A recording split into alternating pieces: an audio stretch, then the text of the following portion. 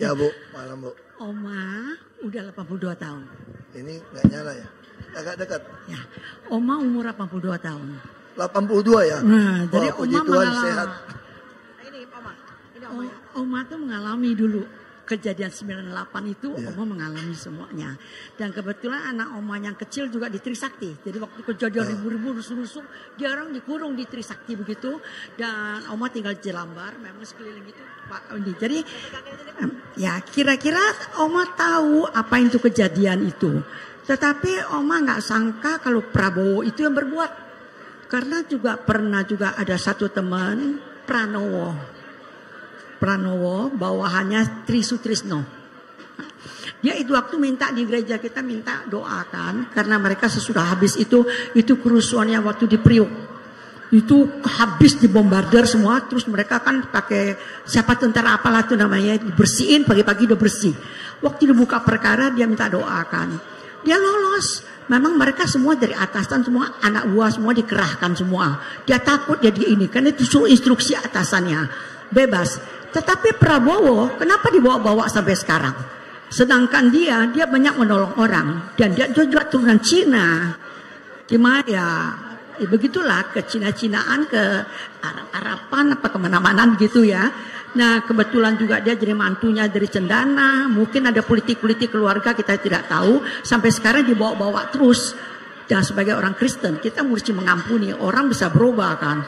Ya, dan kita jangan sampai menyimpan dosa orang sampai semalam. Begitu firman Tuhan. Betul kan? Nah, jadi kalau kita sebagai orang Kristen tidak bisa mengampuni, tidak kasih orang berubah, selalu itikat jahat dituduh-tuduhkan begitu, rasanya enggak etis juga dalam firman Tuhan. Betul kan?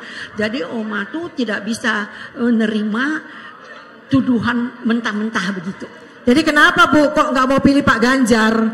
Kok pilihnya Pak Prabowo? Terima kasih Bu. Ya, terima kasih Bu ya. Jangankan Ibu, adik perempuan saya pun tidak mau pilih Ganjar. Dia mau pilih Prabowo. Ya, saya jelaskan sama adik perempuan saya, alasan apa tidak mau pilih Ganjar. Pokoknya saya mau Prabowo. Terus mereka bilang, Ibu Megawati saja ngajak Prabowo jadi wakil kok. Kenapa sekarang kamu bilang jangan pilih Prabowo? Nah, saya mau jelaskan. Ibu Mega itu justru sudah mengampuni.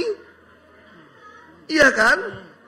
Tapi persoalan pilih presiden, kita tidak mau pilih orang yang sudah tidak sehat. Kita tidak mau pilih orang yang emosional. Kita tidak mau pilih orang yang tidak terbukti bisa kerja. Nah, ini presiden loh. Dan lagi pula kita khawatir kalau tiba-tiba Gibran yang naik. Nah itu dia yang saya bilang. Saya bilang kalau Gibran naik kan bagus. Nah itu yang saya bilang Bu. Ibu sih sudah 82 tahun, saya nggak bisa berdebat sama ibu ya. Tapi presiden, kalau cuma 2 tahun karakter teruji kalau ada kekuasaan. Sekarang saya mau tanya, di mana ada bukti Gibran bisa kerja selama wali kota? Terus ibu kira Pak Jokowi juga bisa kerja? Nah makanya kita bisa berdebat itu. Saya lebih tahu, makanya saya nggak enak ngomong depan umum. Tapi kalau ibu mau pilih Pak Prabowo pun itu hak ibu. Tapi saya mau sampaikan juga, tidak fair kalau kita pilih presiden bukan berdasarkan kemampuan kerja. Itu aja dasarnya. Ya, itu aja. Bukankah dia melanjutkan Jokowi apa yang dicita-citakan Soekarno memindahkan ibu kota? Aduh ibu, pindah ibu kota Soekarno maunya Kalimantan Tengah Bu. Sekarang ibu tahu nggak pindah Kalimantan Timur? Bagi tanah orang yang sudah dikuasai orang banyak 2 juta, 3 juta per meter. Setiap jengkal tanah mau dibangun bayar orang. Orang itu siapa? Geng-geng semua. Saya pikir Makanya ibu, kalau kita bilang mau pindah ibu kota, saya udah usul. Kenapa nggak Kalimantan Tengah seperti usulnya Bung Karno? Tanahnya nggak usah beli. Kenapa mesti paksakan Kalimantan Timur? Kalau mau Kalimantan Timur pun kenapa nggak pakai saja Balikpapan sebagai ibu kota? Kenapa? Karena di Balikpapan itu Bu, tanah Pertamina itu ribuan hektar. Ribuan hektar. Tinggal kita kasih gratis.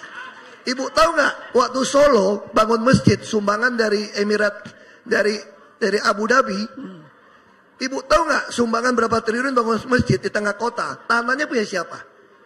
Kalau tanahnya 2 triliun punya bangunan, habis beli tanah.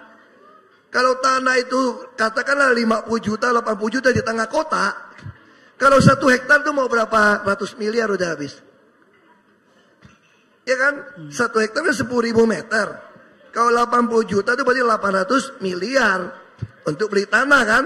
Lagi mau cari tanah gitu gede di tengah kota, siapa yang punya? Kalau hektaran tanah siapa yang punya? Yang punya Pertamina. Saya suruh tanda tangan kasih gratis bangun. Pertamina punya negara. Nah sekarang sama kan. Kenapa nggak mau balik papan? Kalau mau misalnya.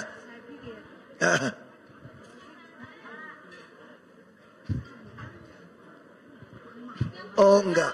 Saya pikir ginilah, Ibu udah 82 tahun, Ibu percaya Tuhan, Ibu doa baik-baik, baca firman Tuhan baik-baik. Keputusan ini mudah-mudahan Ibu panjang umur seperti kakek nenek saya. Nenek saya 98 tahun. Saya hanya mau ingatkan, Ibu putuskan pilih 02 pun kalau terpilih, kan Tuhan yang kasih kekuasaan kepada siapapun. Kalau itu terpilih tidak sesuai harapan Ibu bawa sampai mati penyesalan. Silakan Ibu bawa sampai mati penyesalan. Ya. Dan saya tidak mau bawa mati untuk penyesalan. Sudah jelas. Makanya ya. saya gunakan rasio saya untuk memilih.